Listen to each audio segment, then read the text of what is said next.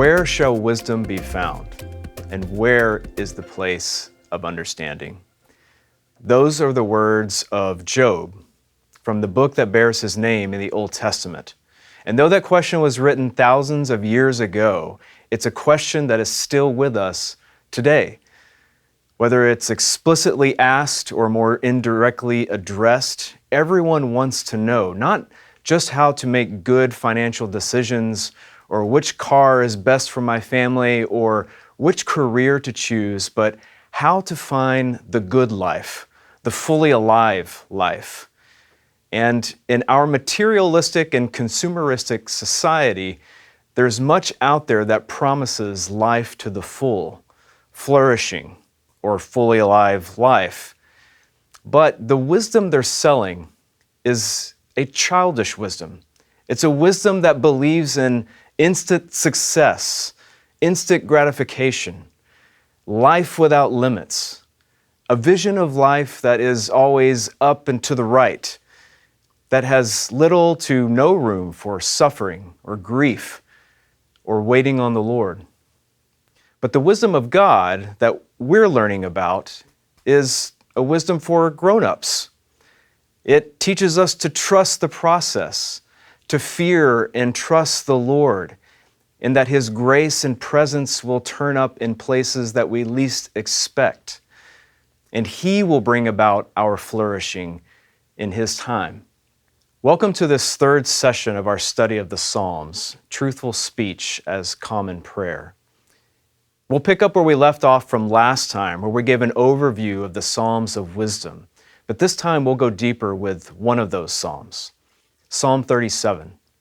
And in Psalm 37, we're going to see a subtle shift in perspective regarding that retribution principle we talked about last time.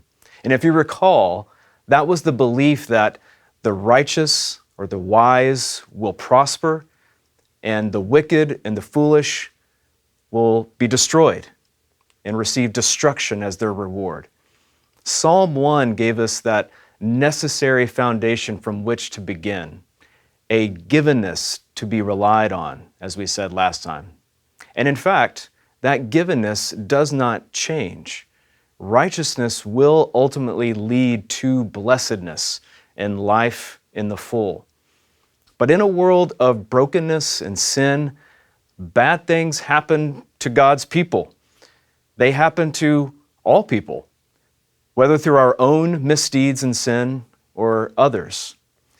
And we'll see in Psalm 37 that the wisdom of Psalm 1 and that retribution principle are able to adapt to the realities of lived existence, the realities of the righteous experiencing suffering, and the wicked, at least for the time being, prospering in their unrighteousness. Now, also toward our last session, we saw how Jesus is the righteous one that these wisdom psalms are ultimately about. The one who ultimately trusted the process by showing us God's intent for humanity and fully living out the deepest meaning of the law. And doing so led to a way of life that in the short term may not have appeared to be so blessed, may not have appeared so fully alive to his enemies. And if we're honest, sometimes not so blessed and fully alive to us either. Jesus encountered hardship and resistance from enemies and even from his own family. And yet he was fully alive. He trusted God's process, God's way, the way of righteousness, and he did not grasp for his own idea of the good life before the right time. He only did what he saw his Father doing, as he told the Jewish leaders in John chapter 5, not his own will. Again, Jesus was the righteous one of Psalm 1 and all the wisdom psalms. And us enjoying the fruits of his obedience, we are made God's adopted children and thereby called to follow him in seeking God's view of the good life. So now that we have that established, now that we're reminded that this all begins in grace, let's turn back to our introduction to Psalm 37. Again, the wisdom psalms give us a kind of wisdom for grown-ups, a wisdom that has room for the hardships of life, the difficulties. And we see this clearly in Psalm 37. This psalm shows us that we can observe life in all its actuality and not have to sugarcoat troubling questions about why the wicked sometimes get away with it. It also shows us that wisdom is not so much about having an answer for these questions as it is trusting in this personal God who does have the answers and makes himself known to us and is faithful to us. In the words of the Old Testament scholar Walter Brueggemann, Psalm 37 does not exhibit a triumphalist tone, but it tenaciously holds on to the trustworthiness of God in the long view. In other words, the tone of Psalm 37 is not one of having all the answers, of doubling down on that retributive principle, especially when we see sometimes that wickedness seems to be doing just fine and the wicked seem to be rewarded for their wickedness. No, the tone of Psalm 37 is one of a sober trust in the one who has the answers, the one who is trustworthy. And when you know and trust and fear this God, you are gifted with that long view that Brueggemann just talked about, with the ability not to confuse temporal success with the blessedness of God's promises to those who trust him. The choice laid before us in Psalm 37, in the words of Old Testament scholar James May, is between the pressures of the present and the promise of the future. So with that in mind, let's dive into this psalm. And in order to help us get a bigger picture of what's going on in Psalm 37, let's just take a look at its structure first. It can be divided into 4 parts. The first 11 verses make up section 1, and here we're given instruction about how to live wisely, especially when the wicked seem to be more prosperous. In verses 12 through 20, we have section 2, where there are observations made about life, especially the relationship of the wicked to the righteous. And in the verses 21 through 29, in section 3, we see characterizations of the lifestyles of the righteous and the wicked and the consequences of those lifestyles. And then finally in section 4, with verses 30 through 40, we conclude with instruction once again to the wise and more observations about life. Let's first of all look at verses 1 through 2, and we'll see that, first of all, this wisdom is a righteous wisdom. Let's read those verses together. Fret not yourself because of evildoers. Be not envious of wrongdoers, for they will soon fade like the grass and wither like the green herb. We begin with what not to do here in verse 1. Fret not. Don't get stirred up. Don't obsess about the seeming success of the wicked. Now, I want to give you a note of caution here, because all of us, clergy included, are tempted to imagine evildoers, wrongdoers. We're tempted to equate them with our own personal enemies. We're often tempted to believe that those on the other side of the political aisle, or those that we have serious disagreements with, are evildoers. But that's not necessarily so. Sure, some of those folks you disagree with may in fact be evildoers, but evildoers in the biblical sense are those who live against the grain of God's righteousness. Not our own righteousness, but God's righteousness. And that righteousness is fundamentally relational. And it's about how we treat our neighbor. What do we say every week at the beginning of our liturgy at worship on Sundays? We say the summary of the law. You shall love the Lord your God with all your heart, soul, mind, strength, everything that's in you. That's the first and great commandment. And the second is like it. You shall love your neighbor as yourself. On these 2 commandments depend all the law and the prophets. Now, when imagining who these evildoers are in the world, according to a biblical view, the Presbyterian pastor Tim Keller gives us a helpful summary when he says, "The righteous are willing to disadvantage themselves to advantage the community. The wicked are willing to disadvantage the community to advantage themselves." Keller goes on to explain that most people think of wickedness as disobeying the Ten Commandments, as actively breaking the law or lying or committing adultery. And of course, all those things are wicked. But as Keller says, the point he makes is these are just the visible tip of the iceberg of wickedness. There's a whole realm of wickedness below the surface that's often easier for us to ignore, but it's more fundamental. Keller goes on to say, things like not feeding the poor when we have the power to do so, or taking so much income out of the business we own that our employees are paid poorly, or shoveling snow for our own driveway without even thinking to do the same for our elderly neighbors. In all these ways, we disadvantage others by advantaging ourselves. This is a much more expansive and grown-up view of righteousness and wickedness than following rules or not following rules. Wickedness, according to a biblical view, is born out of an unwillingness to disadvantage oneself for the good of others, as Jesus did for us when he laid aside his privileges and became one of us, put on human flesh, and even died a death he did not deserve. Evildoers are those who refuse the way of Jesus, the way of the cross, in all spheres of life, not just the most obvious or the most noticed areas of morality in our culture. So now that we have some idea of the identity of these evildoers, what does the text say will happen to them? They will soon fade like grass and wither like the green herb. Most often in Old Testament wisdom literature, plant imagery is used to describe the righteous. But here, it's used to image the wicked.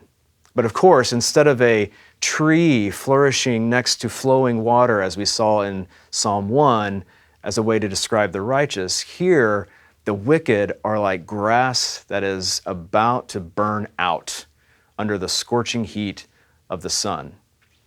It's a grass that loses its life when dry season comes, or if you're from Texas, when August comes. In the ancient Near East, they really only have two seasons, a rainy season and a dry season. And after those rains, the vegetation blooms, it flourishes in all its green glory, but it only lasts a few months. It doesn't last long before the sun comes, the dryness comes, and it dries out and kills that same vegetation. The wicked will fade like the grass in dry season. Here in verses 1 and 2, we have a major theme introduced that will influence the rest of our time as we study this lesson today. And that is, in due time, wickedness, though it seems to lead to life temporarily, it will end in death and destruction. And the key for the wise person is to wait and have patience and wait for the Lord and to delight in him, trusting that he will bring about full life, flourishing in his time. Now from here, we move on to verse 3, where we see that not only is this a righteous wisdom that we're talking about, but it's also an active wisdom. In verse 3, we're instructed about what we should do instead of fretting about the seeming success of the wicked, and that is to trust God and do good. By the psalmist coupling these two actions together, trusting and doing, we can infer that trusting is not just some inner posture of the heart. It's active. It does something in the meantime. And again, we're taken back to those two greatest commandments, to love God and neighbor, to a righteousness that is active. Remember, Old Testament wisdom is knowing how to live skillfully. And this is important because the temptation will always exist that when it looks like the wicked are getting away with it, it will be easy to begin living just like them. Or to use a common image from Old Testament wisdom literature, to follow in their way. In the late 1950s, as Martin Luther King rose to greater prominence in the civil rights movement, because he led African Americans in a boycott of the bus system in Montgomery, Alabama, he was interviewed by Time magazine. And he said this about why he encouraged and coached his fellow African Americans to use nonviolent means in their resistance and in their protest. Our use of passive resistance in Montgomery is not based on resistance to get rights for ourselves, but to achieve friendship with the men who are denying us our rights, and change them through friendship and a bond of Christian understanding before God. Martin Luther King chose not to give in to the violence that was being perpetrated against African Americans in Montgomery at that time. That is, he consciously refused to enter into a course of action, a habitual and long-term movement in a certain direction. He didn't just refuse to do something, that is, violence. He chose to do something else that was counter to what he saw being used against him and his fellow African Americans on a daily basis. Interestingly, as he says in this quotation from this Time magazine interview, King's goal was to become friends with his enemies and hopefully lead to a conversion of conscience within their hearts. It would have been easier to hurt those who hurt him and his people, but King led his people not only in trusting and waiting on God, but in the meantime, doing good. And as they did so, they deliberately disadvantaged themselves for the good of the other. This brings up another important theme of this psalm, and something we'll see even more clearly in our next two sessions on the Psalms of Lament, and that is desire, wanting something one does not already have. And this leads us to our third and final point, which is the wisdom being taught in this psalm, Psalm 37, is not only a righteous wisdom, it's not only an active wisdom, but it's a pilgrim wisdom. Let's read the next 4 verses and then see what we mean by that. Delight yourself in the Lord, and He will give you the desires of your heart. Commit your way to the Lord. Trust in Him, and He will act. He will bring forth your righteousness as the light and your justice as the noonday. Be still before the Lord and wait patiently for Him. Fret not yourself over the one who prospers in his way, over the man who carries out evil devices. All of these verses, and indeed this entire psalm, imply the audience for this psalm are those who are in danger of giving up on waiting for God by grasping for a temporary blessedness. That is, this psalm is for those who don't have something they really want. Notice the use of the future tense, which was in the bold type of what we just read. We saw the future tense already in verse 2, where we're told the wicked will soon fade like that grass in dry season, and they will wither like the green herb. But beginning in verse 4, we see it again, and then again in verse 5 and verse 6, and by my count, some 25 times in this psalm, the future tense is used, promising future blessing for the wise, righteous one, and future curse for the wicked and the foolish. Despite the way things may look now, implying that the wise will often experience lack, deprivation, hardship, injustice, frustration now, in the present. But the good news is, as we said in session 1, every human emotion and really experience is present here in the Psalms.